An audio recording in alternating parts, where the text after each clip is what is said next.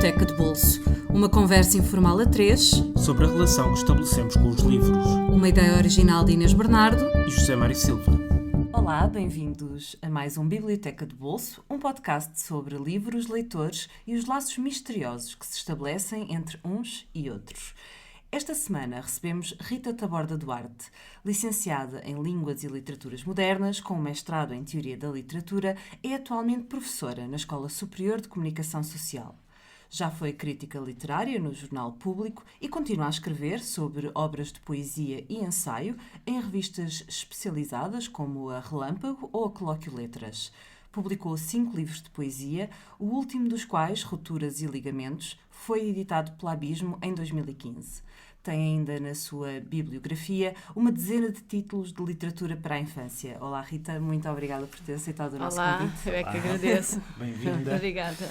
Vamos começar pelo primeiro livro que nos trouxeste, o Bichos, Bichinhos e Bicharocos, do Sidónio Muralha.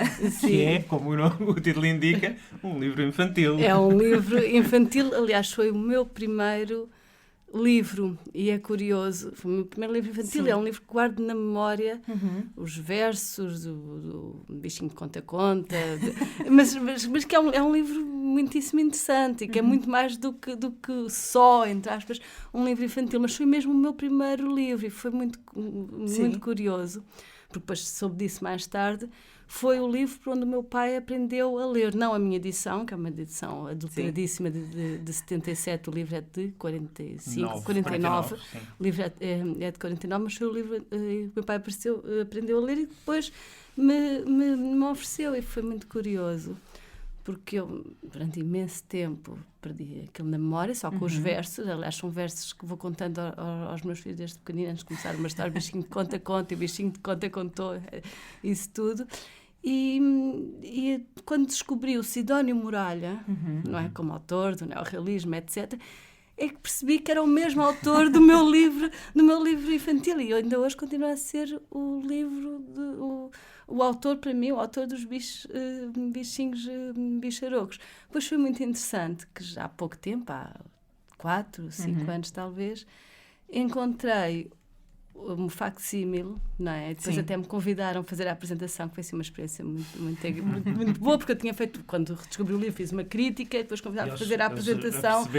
Aperceberam-se disso, fiz para a Roda de Livros e aperceberam disso, convidaram-me para fazer a apresentação, que deve ser uma coisa quase inédita, uma pessoa estar a apresentar um livro de infância que já tinha perdido o autor para um miúdo de 4, 5, 6 anos. O autor E tu já leste tantos livros, estavas a falar do primeiro livro que leste. Do primeiro livro que me leram e que li e que decorei e que faz parte, de facto, da minha memória. E que te leram, portanto, o livro foi anterior à tua aprendizagem da leitura. Sim, porque o livro foi publicado em 77, mas o meu pai deve ter-me dado logo quando foi editado. E eu lembro-me de me contar e depois ler e depois ver aqueles desenhos que têm ilustrações do Júlio Pomar. Sim. Mas na minha edição tem as ilustrações do Júlio Pomar totalmente adulteradas.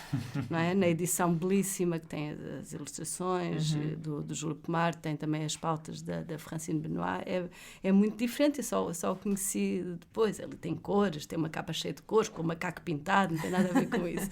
Mas é muito curioso isso, e acho que de alguma forma esse livro, não é, que descobri depois e que fui apresentá-lo depois vi como é que era realmente, acaba por estar, também só me percebi disso mais tarde, nos meus livros infantis, de certeza, não é?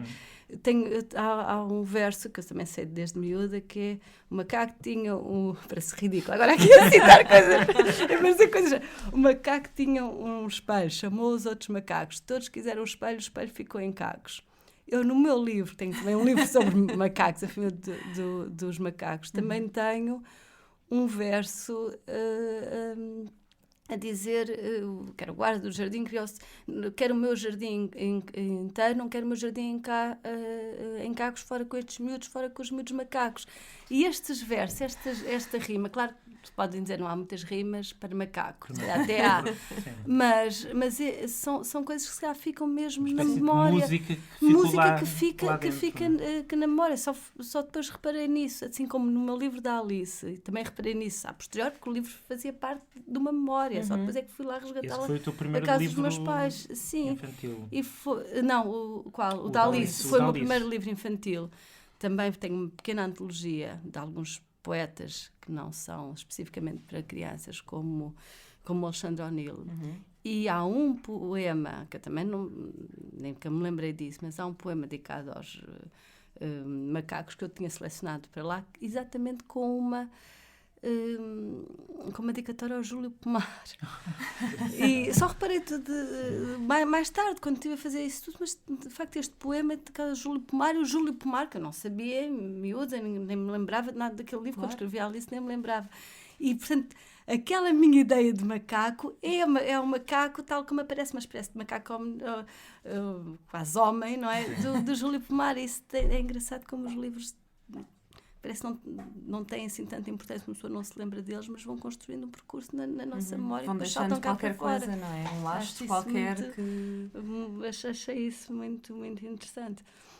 E tu também leste este livro aos teus filhos, quando eles tinham a idade que tu tinhas quando o teu pai te ofereceu? Eu antes de ler, eu contava o bichinho de conta, sem já me lembrar de Sidónio Muralha, sabia, não é, que era dele já, porque entretanto tinha conhecido o Sidónio Muralha, sabia a bibliografia dele, tudo isso. Mas sim, agora leio porque tenho os 2 livros, fui resgatá-lo à casa dos meus pais, consegui encontrá-lo e agora perdi outra vez, deve estar no quarto dos miúdos. Mas contava-lhes o bichinho de conta, antes de começar uma história, o bichinho de conta contava alguns versos que ficaram mesmo na memória. E o fim também é muito engraçado, não é? Porque cri, são os isso grilos. São os grilos, mas isso é uma história mesmo neorrealista. Sim. Por isso eu sou um grilo de raça, eu ainda sei partes de cor, é impressionante. Voltei ao livro, mas eu agora já não decoro nada, já não me lembro de nada. Mas sei, não sou um grilo. Naquela idade decorava e decorei até agora. Nunca mais esqueci. Nunca mais me esqueci. Não sou senhor que passa, qualquer coisa, eu sou um grilo de raça, não sou um grilo banal. Portanto, aquilo já era... luta de classes nos animais. Obviamente, luta de classe nos animais. É um pobre grilinho, que é o grilinho do campo, e o grilo da casa, etc. O proletário, o grilo da casa mesmo. Se quer comer, trabalhe, não sei o quê.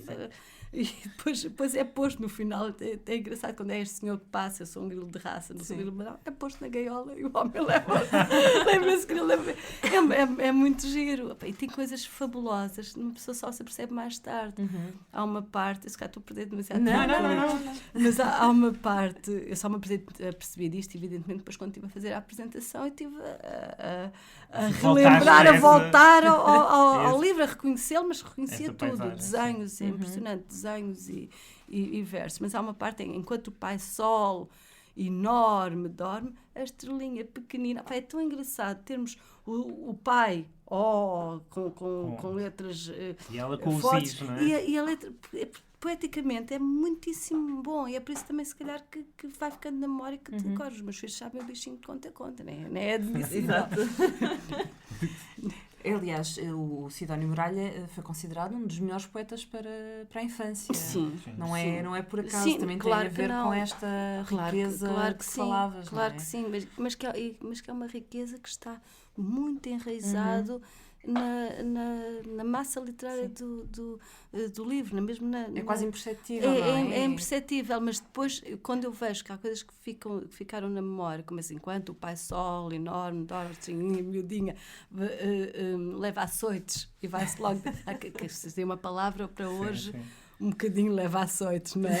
O açoites tem o O e tem o I. Exatamente. É o ponto de encontro do pai com a filha. Mas é exatamente isso. Leva açoites e vai-se logo deitar, que é uma ideia muito gira, que é o pai, o sol acorda e depois a estrela aproveita e vai por aí fora. E depois o pai, quando ele acordar, leva açoites e vai-se deitar. Mas é tão engraçado ser essas letras fortes, tudo, e depois a estrelinha parece que anda mesmo ali a saltitar. Portanto, embora tenha sido escrita em 49, continua a ser hoje em dia perfeitamente então a parte atual, mesmo mais neorrealista, perfeitamente atual. Voltou a ser atual. Passamos para a tua segunda escolha, Sim. Que é o Ciclópico Ato, da Luísa Neto Jorge e de Jorge Martins. Sim. Também é um encontro entre artistas. Exato. No outro era um poeta Sim. e o Sidónio Sim, Moraes e o Júlio Pomar. Aqui sim. é o encontro entre a Luísa Neto Jorge e o Jorge Martins. Sim. E não, este acho que foi logo dos primeiros, foi o que eu disse, este tem de ser, não é? Sim, Quando foi. enviei Os outros não mensagem. sei, este de certeza. Tem de ser, primeiro porque foi uma revelação. Eu já conhecia bem a poesia da Luísa Neto Jorge e sabia que havia um ciclópico ato, mas não o tinha. E demorei muito tempo, aliás, até conseguir tê-lo e conseguir comprá-lo. E isto mesmo do ponto de vista da teoria literária é impressionante. Eu acho que é impressionante como não é as ilustrações, é todo o movimento cinético que imprime, que aquela construção imprime ao poema. Convém explicar um bocadinho que é o livro, não é? O que é o livro? É o poema, é um livro objeto, é o poema da Luísa Neto Jorge, Ciclópico Ato, que já por si há um encontro entre o ato sexual e o próprio texto, não é? Essa ligação que é reinterpretado de forma gráfica, mas palpável, não é? São pequenos quadros, os versos são divididos até pelo Jorge Martins, que não correspondem tanto à divisão quase natural, estrófica do poema. Mas também em três dimensões. Em três dimensões, é quase um pop-up para adultos. É quase outro, mas é quase isso. Mas alguns são quadros, alguns de facto têm isso que eu chamo tal estrutura cinética, não é? Que é muito a ver com a Luísa Neto Jorge também, em que, de facto, o poema torna-se outro. Eu acho que foi aí que eu percebi exatamente o conceito de interpretação em poesia, que não é só dar uma ideia nossa sobre um texto, tem muito a ver com a interpretação musical também, não é? Em que se transforma aquilo numa coisa outra e numa coisa nossa, e aquela é uma interpretação nesse sentido do poema da Luísa Neto Jorge. E Jorge Martins apropria-se do poema para a sua própria linguagem. Claro que sim. Então temos uma parte em que temos chorar ou rir no verso. E nós temos chorar numa página, depois abre-se a página e depois o rir muitíssimo, muitíssimo maior. Isso dá-nos logo quase uma declamação em forma gráfica do poema, também, um movimento e uma passagem. Eu tenho partes o meu projeto era pôr tudo na parede, mas depois quando era o livro lia-se na parede. Na parede. E depois ainda pensei, ainda tive a ver como é que podia fazer com a estrutura para se poder abrir, etc. Sim. Mas depois só pus 4 modestas. Um é o poema, outro é o título, uma é um verso que eu acho enigmático, mas belíssimo, que é em busca à conquista daquelas especiarias que são o sândalo, a pimenta, a aventureira nádega. Portanto, entra-se na minha casa, vê-se a aventureira nádega. A aventureira nádega logo, e depois uma outra parte do poema que é de facto cinética, mas que deu para pôr todas as perspectivas. É também acho que pode ser um livro de parede, é um livro para estar sempre a ver e a ler. E no fundo, estás a inscrever a poesia na própria casa. Na minha própria casa, sim. Sim, porque eu também vives dentro da poesia, não é? Escreves, lês, analisas a dos outros, não é? Mas foi uma revelação para mim. Às vezes uma pessoa lê uma série de ensaios sobre interpretação, sobre leitura, sobre crítica. E aquilo é aquilo. Aquilo é que pode ser. E é engraçado porque era para ter sido o Júlio Pomar a fazer o livro com a Luísa Neto Jorge. Ela diz isso num documentário ao Jorge Roque. Acho que sim. Ele diz isso num documentário que ela ia fazer com o Júlio Pomar, que era uma coisa um bocadinho por acaso, quando estava em Paris. Mas depois o Júlio Pomar podia, mas ela ainda não tinha o poema. Depois, quando tinha o poema, já o Júlio Pomar não podia. Foi o Jorge Martins, que é aquele. Ainda existe, o Ciclópico Ato, ainda existe na Galeria 111. Sim. Foi lá que comprei o meu há alguns anos. o meu exemplar que já não está assim. E que, entretanto, já valorizou muito. Valorizou imenso. Já valorizou. Hoje em dia, quando tu procuraste... Aliás, é o livro mais caro que já tivemos aqui. Se as pessoas quiserem comprar, já só se encontra em alfarrabistas e... Não, acontece na Galeria 111. Não é. Mas os autografados... Porque houve uma edição de 27 na altura, autografados, esses sei que já só por 450 euros. Mas é um objeto assim fantástico mesmo. Depois há um verso em que ela fala da arte inflamatória. Exatamente, é arte inflamatória. Exatamente isso. É exatamente isso. Parece que é um percurso do poema como sentido para o texto que é dito. Parece que há um braço de ferro, uma resistência contra o texto a fazer aquele poema, como dizer aquilo e o texto ser tão pouco, não é? Pois tem o sexanar, o testicular, como aquela mistura de elementos, e depois o Jorge Martins que transforma isto, ainda pode ser outra coisa completamente diferente. E o poema é muitíssimo diferente se lido. Portanto, estamos a lê-lo com as mãos, não é? É mesmo a interpretação nesse sentido. Refazê-lo. Passamos então para o último ato. Escolha, o último ato. Com um dramaturgo, embora não com uma peça de teatro. Não. E sem ilustrações. Sem ilustrações. Também tem uma parte menos infantil. Já o Ciclope 4 era aqui o intermédio. Era infantil para adultos. Infantil para muito adultos. Mas é o Chekhov, os contos do Chekhov. E o primeiro volume, que está editado pelo Relógio d'Água, e que começa logo com um conto que para ti, eu sei que foi muito importante e se calhar um dos mais... É um conto que se calhar... Mexeu contigo, que é o Saudade. Exatamente, é o Saudade, que acho que até nem é um conto muito citado, não é? Como a Senhora do Cãozinho, a Enfermaria número 9, que eu tinha sala número 9 na minha edição. Arrasca antes de terem saído tinha sala número 9. Não, é um conto, é Saudade, que foi muito importante para mim. Eu não li-o quando saíram estas novas edições dos contos, nem o conhecia antes, mas foi muito importante para mim, porque é dos únicos textos que me fazem chorar, mesmo. E mesmo depois de o ler e eu tenho normalmente eu tenho a minha suspensão da descrença, não é?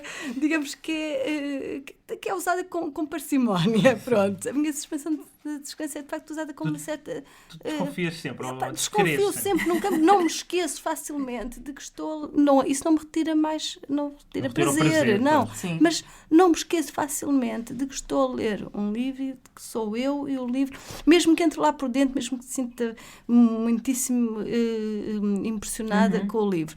Mas chorar por um livro ou por um filme é coisa que não me acontece. E com este livro, que não é assim...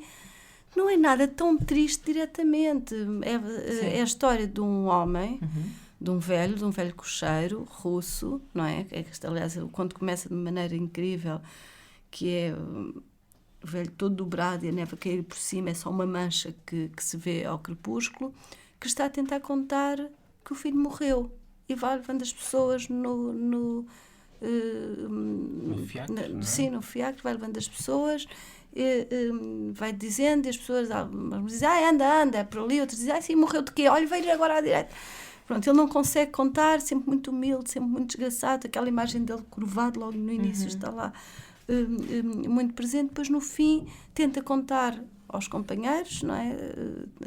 Também não consegue contar a ninguém, até que vai ter com a éguazinha. E consegue, enfim... Já estou quase a chorar. Mas porque eu estou a lembrar das palavras. Sim. Consegue, enfim, contar que o filho morreu. Assim, pois é, minha éguazinha. Ele morreu. Não diz ele morreu, claro. Sim. Já não o temos entre nós. Tal, e consegue, no final, contar que é a única coisa de que precisa. É coisa... Acaba por ser o animal, não é? O animal, sim, o animal que o acompanha, que é tão desgraçado quanto ele, porque aquela imagem dos dois apanharem ele em cima da neve, apanharem a neve em cima, estarem completamente soterrados de uma frieza muito grande. E é um conto muito, muito simples. Não é nada de especial, mas a mim, assim, também que me faça impressionar tanto como este é o início, não o livro todo, que já nem me lembro tão bem dele, mas o início dos Humilhados e Ofendidos, aquela cena do cão, do velho que tem o cão e depois toda a gente o humilha e depois ele tenta vir embora do café e o cão está depois morto. Isso também é uma da cena que me impressiona imenso. Mas este conto, que não é nada dos contos mais conhecidos do Chekhov, para mim é assim qualquer coisa que curiosamente, que tudo isto funciona. tem sempre bichos. Bichos e bicharocos. Pois, olha, por Voltamos acaso, aos a bichos. Elizabeth Jorge. A Elizabeth Jorge não tem. Acho que não há. Não há. Estava a pensar ao longo do poema, acho que não aparece. Não aparece. Nenhum bicho. Mas, desculpa. Diga. Não, diz, força.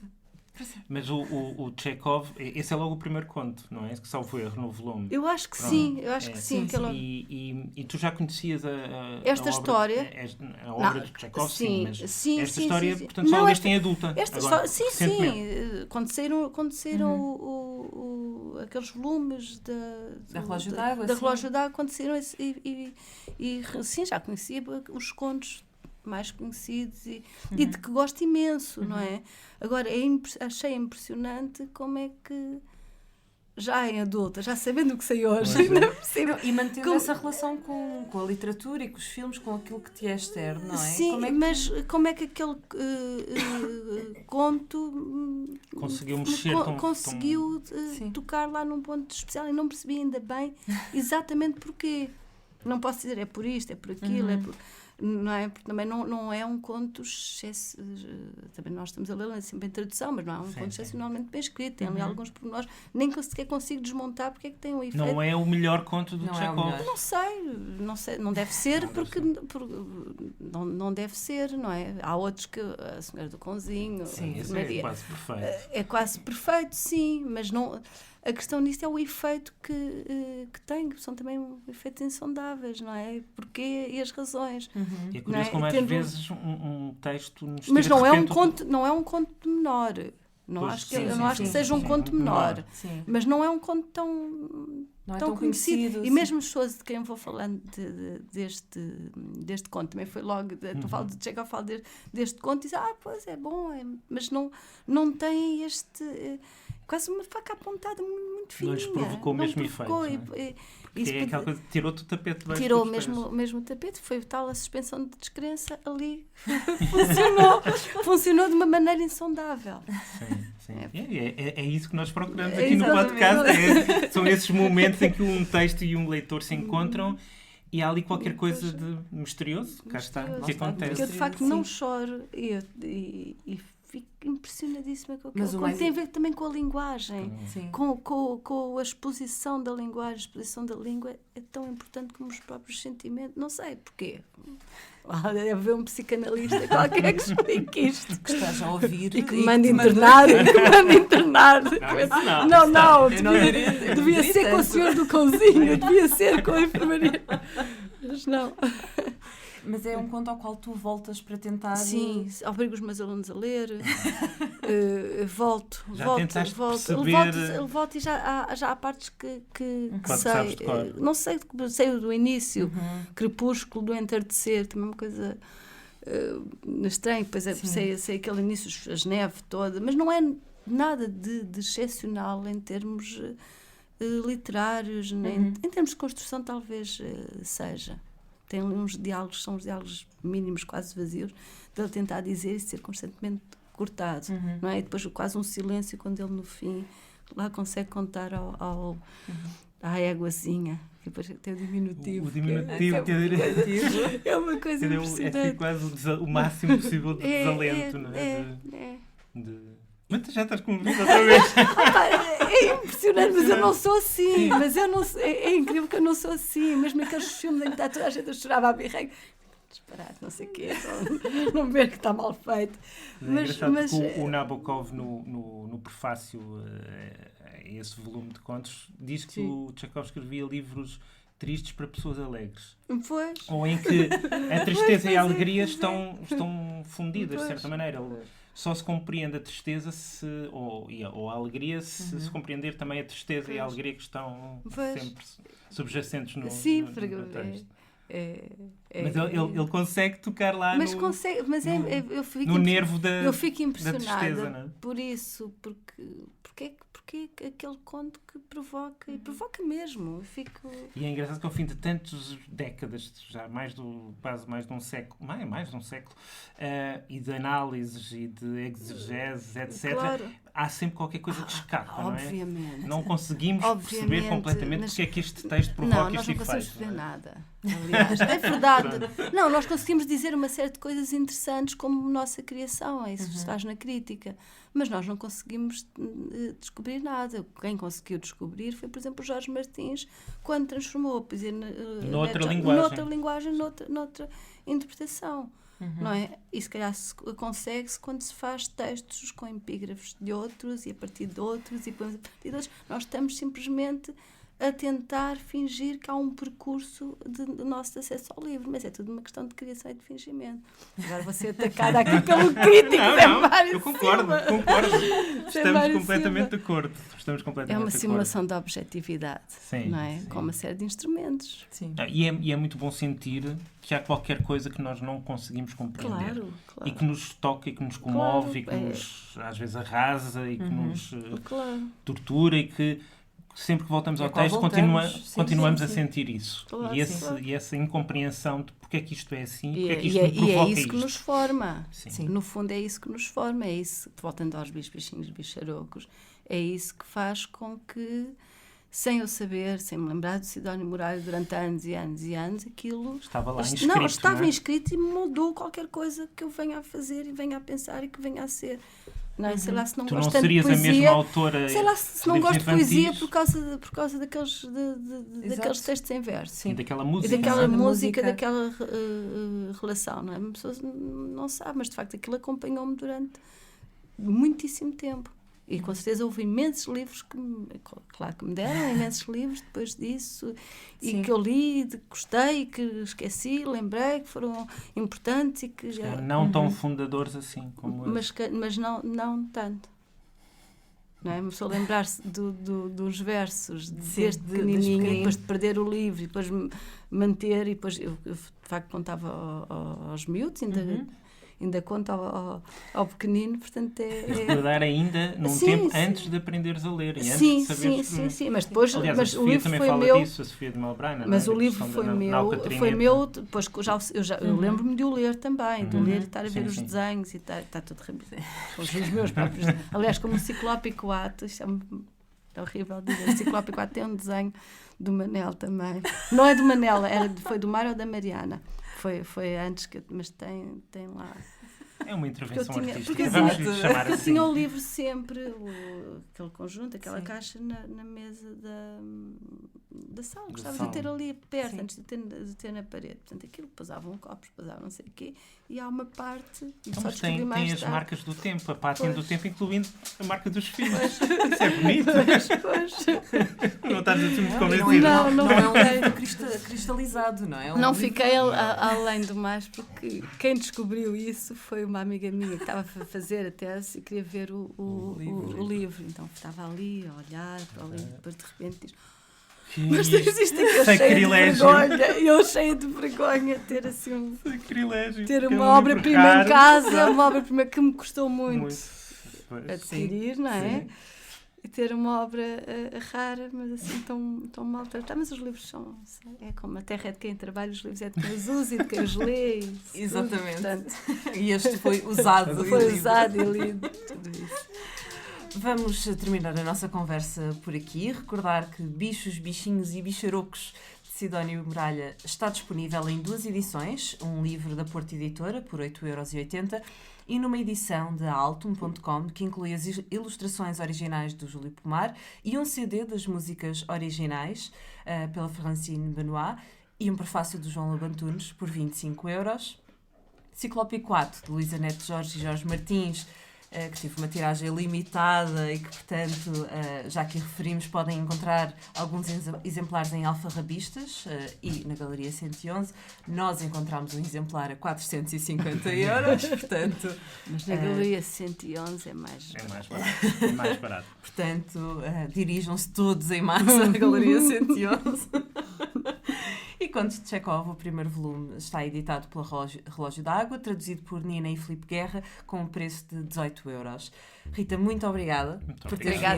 Obrigada eu. Ao contrário do que é costume, o Biblioteca de Bolso não vai estar de volta para a semana. É verdade, vamos fazer uma pausa para as azevias, a alteria e para o bacalhau e voltamos em 2017, logo na primeira segunda-feira do ano, para mais um episódio. O 50, o número 50. O número 50 e que comemora também um ano de Biblioteca de Bolso. Do podcast, sim. Até lá, sigam-nos nas nossas redes sociais em facebook.com/Biblioteca de Bolso e ouçam-nos através do SoundCloud, do iTunes, por subscrição RSS e na rádio online Rádio Lisboa, onde também podem descobrir muitos outros podcasts. Não se esqueçam que o vosso like e as vossas críticas ajudam outras pessoas a chegar à Biblioteca de Bolso. E vemo-nos em 2017. Até lá, boas leituras e boas festas com muitos livros. Boas entradas. Até para o ano. Até para o ano. Sim, até para o ano.